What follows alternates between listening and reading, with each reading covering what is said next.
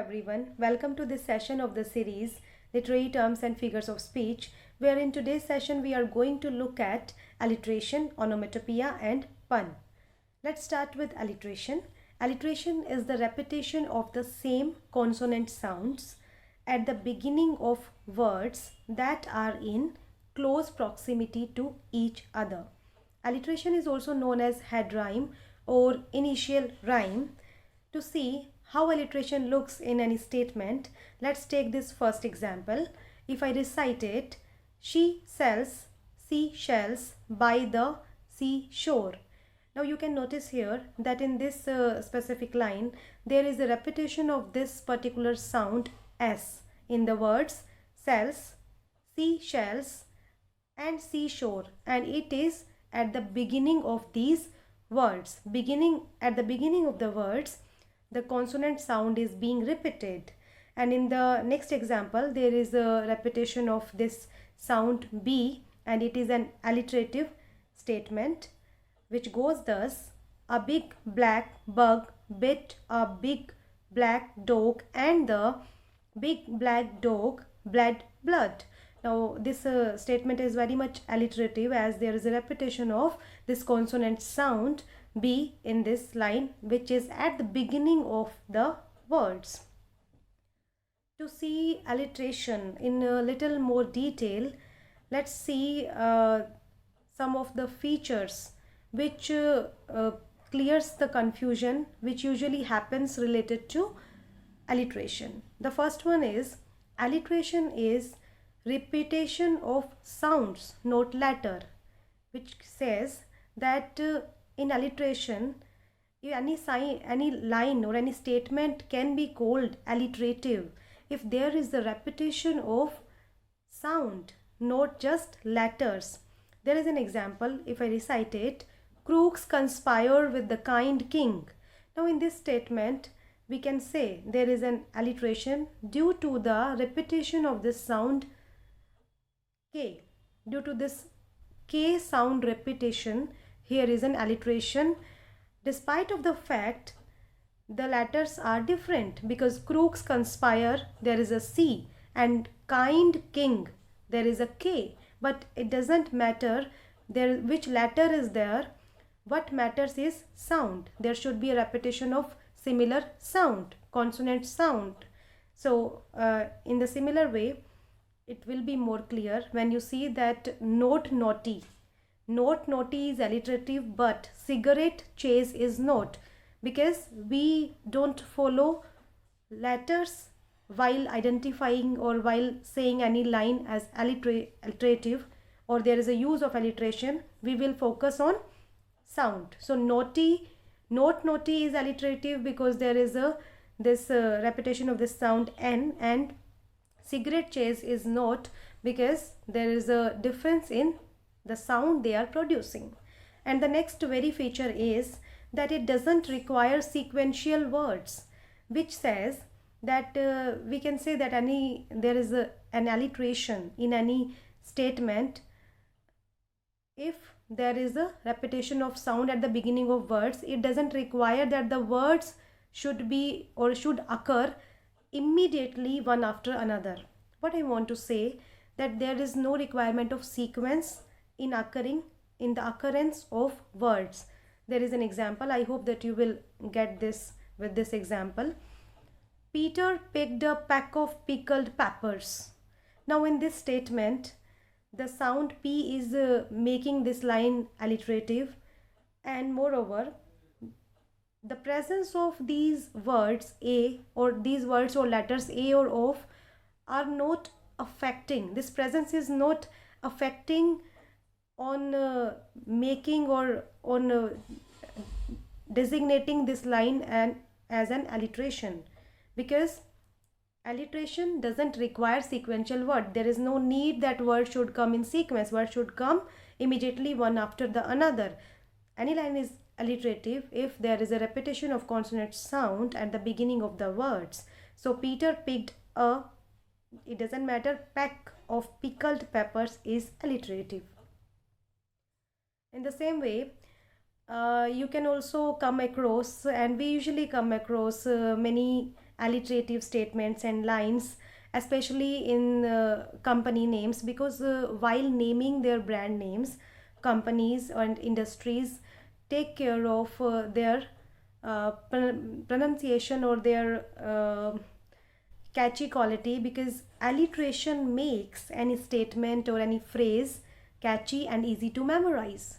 And there is a very many examples which you can see, and some of them I have listed here, like PayPal, Coca-Cola, LifeLock, Park Place, Best Buy, Canon Camera, Krispy Kreme, Kit Kat, Bed Bath and Beyond. These all are the examples of alliteration which in our daily routine or life we can come across. Now I would also like to draw your attention towards this oft or most confused devices. Alliteration is most often confused with these two relatives of alliteration, which are consonants and assonance. As consonants, what is consonance? Consonance is the repetition of similar consonant sounds across several words. Now what is the difference between consonants and alliteration? Because in both there is a repetition of similar consonant sound. So if you see this example, I hope that it will be clear to you that what is actually what makes it different from alliteration. So this is an example of consonants, which goes thus: a truck full of unlucky ducks careened into the aqueduct. Now in this example, there is a repetition of this consonant sound K, but the repetition, there is no boundation or there is no restriction that repetition must occur at the beginning of the words, because it is occurring across several words, across many words, but it is occurring anywhere at the beginning. It can occur anywhere at the beginning, middle, or at the end of the word. So this is what which makes consonants apart from alliteration. And in the similar league, assonance, in assonance also there is a repetition of a similar sound, but the sound must be of vowel sound. There is a repetition of vowel sound, then there is an assonance in that statement. So this is what we call assonance. There is an example: the smooth balloon flew up and blew up when it hit the roof. Now this sound here, this O sound or this U sound is being repeated, and this sound is vowel sound. That's why here is the use of assonance in this line. So I hope that now you can differentiate between these two closely related terms or devices: alliteration, consonance, and assonance. Here is this example from the poem Birches by Robert Frost, in which Frost has extensively used alliteration by repeating this sound B in multiple lines. And here I hope that now it's more clear that there is no need of sequence for being alliterative, and it must be at the beginning of the word, and it must be a consonant sound, as you can see in these so many words, and in these so many lines: by, birch, black branches, bear, but, be, both.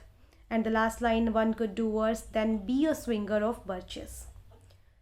Our next figure of speech is onomatopoeia. Onomatopoeia is a figure of speech in which words evoke the actual sound of the thing they refer to or describe. In other words, it can be said that onomatopoeia is the imitation of sound through words. For instance, the word boom for a firework exploding. This word boom is onomatopoeic because it is imitating the sound along with telling the word. It is telling about the explosion of firework, and it is also imitating the sound of the same word. The tick-tock of a clock and the ding-dong of a doorbell, these all are onomatopoeic examples. And how with the help of onomatopoeia, poets and prose writers make their expression more effective and impressive. There is an example which I want to display you. In the first line, if I read the first line: The gushing stream flows in the forest. Rather than saying it in this way, the same meaning if I convey in this way, the stream flows in the forest, the gushing stream flows in the forest makes the expression, makes my statement more dramatic and artistic. So this is how onomatopoeia is one of the favorite tool of the poets and other writers and artists. And here I have listed some groups of onomatopoeic words where what I mean by a group of onomatopoeic word is that how a single word can be reflected by a or how there are many words for a single object, many onomatopoeic words, like for the sound of water. The sound of water can be reflected by these onomatopoeic words like plop, splash, gush, sprinkle, drizzle, and drip. And in the similar way, human voice can be denoted by these words: growl, giggle, grunt, murmur, blurt, and chatter. And in the same way, the movement of wind, we can identify the movement of wind with the help of these words like swish, swoosh, whiff, whoosh, whiz, and whisper. So this is what I have tried to give you an idea what does it actually mean by onomatopoeic words and onomatopoeia. And this is a famous poem, The Pied Piper of Hamelin, by this Victorian poet Robert Browning, where he has extensively used many onomatopoeic words. And you can identify onomatopoeia in these words like rustling, bustling, justling, hustling, pattering, clattering, clapping, chattering, scattering. So this is what onomatopoeia is.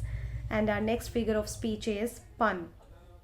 A pun is a figure of speech that plays with words that have multiple meanings. Or in other words, it can be said that pun is a play with words. Pun plays with the help of pun, or pun is a play with word that with which words? With those words that sound similar but mean different things.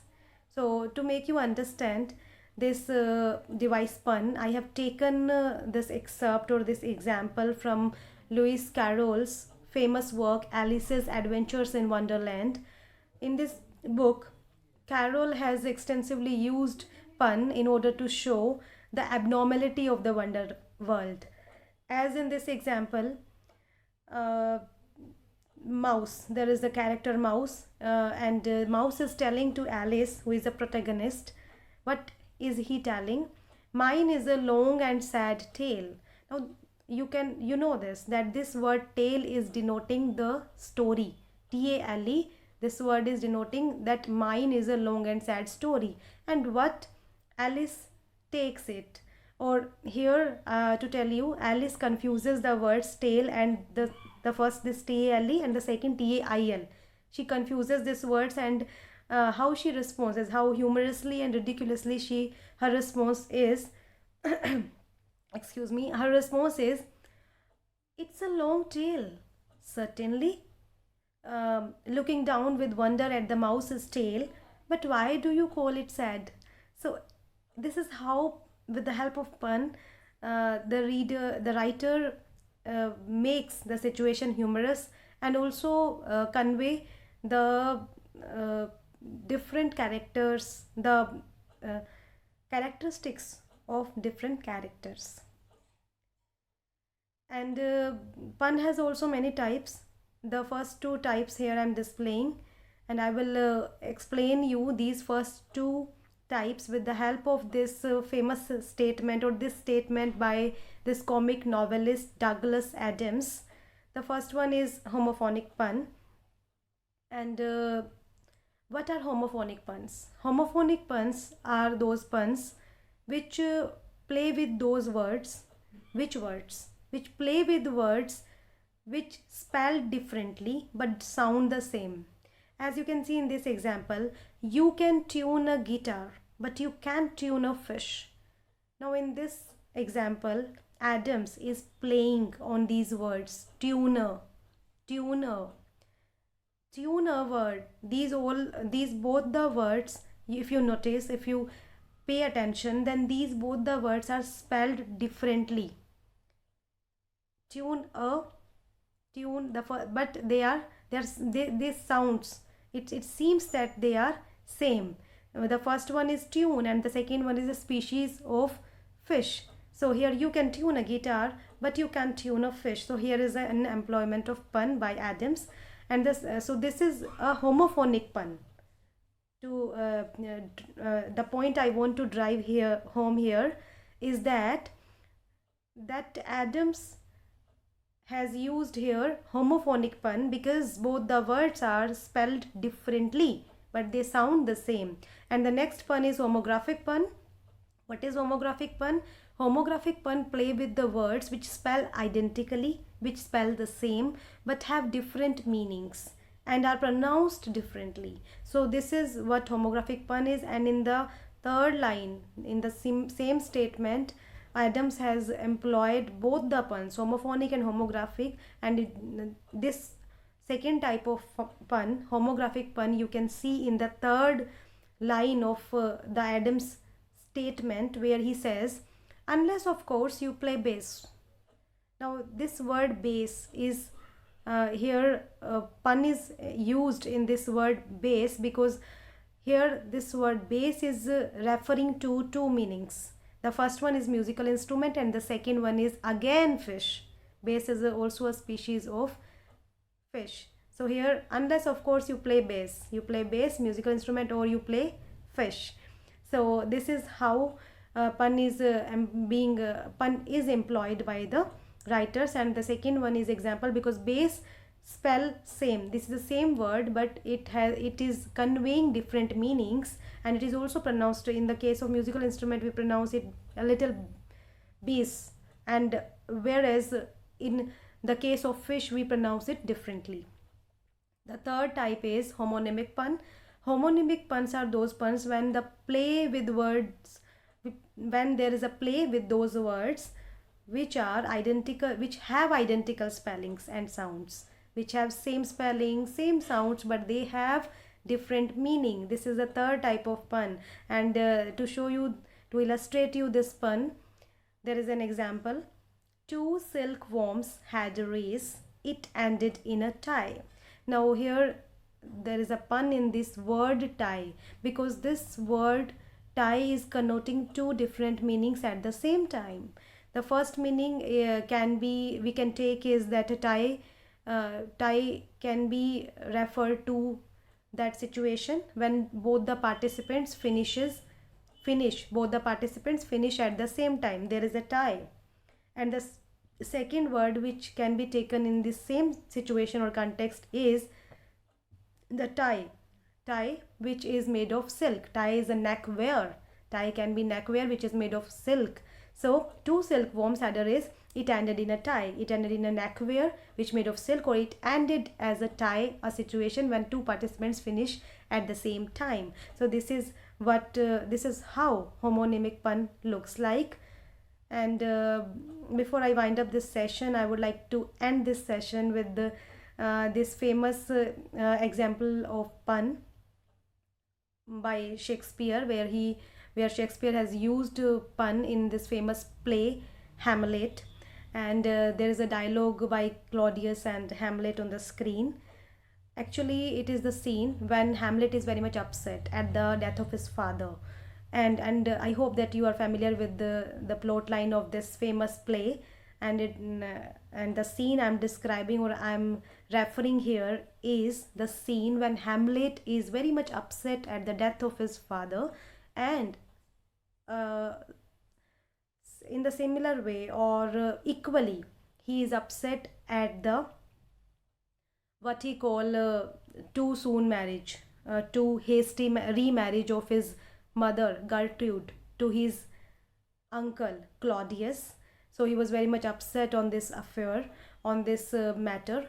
And it is when Claudius asked the question from Hamlet that why is he so gloomy, and he asked Claudius asked the question by using this metaphor of clouds hanging on you. Why clouds are hanging on you? Why are you so gloomy? And how Hamlet responds is that he says, "Not so, my lord, I am too much in the sun." Now here this phrase, in this phrase in the sun, Hamlet is making pun. In the sun. So sun, the word, if you here is a homophonic pun. If you pay attention closely, then son, it is also conveying, it is a homophonic, it sounds like in the sun, in the son. So rather than saying outrightly that he is very much upset on the matter, or on this incident, that or on this affair, that by that his mother Gertrude has been married to Claudius, and he is very much upset on this matter, that he has become in this way the stepson of Claudius. He has become stepson of Claudius and is much upset on this matter. So I am too much in the sun. So this example I have given you for the purpose, and the purpose is that pun can be used. That pun is a device which is not only used to create humorous and ridiculous situation, but it is also used in serious situation where the character is hesitant in putting forward his idea or his intention outrightly, and he can use, and he makes the use of pun in that context or in that situation. So that's all for today. Thank you for your attention.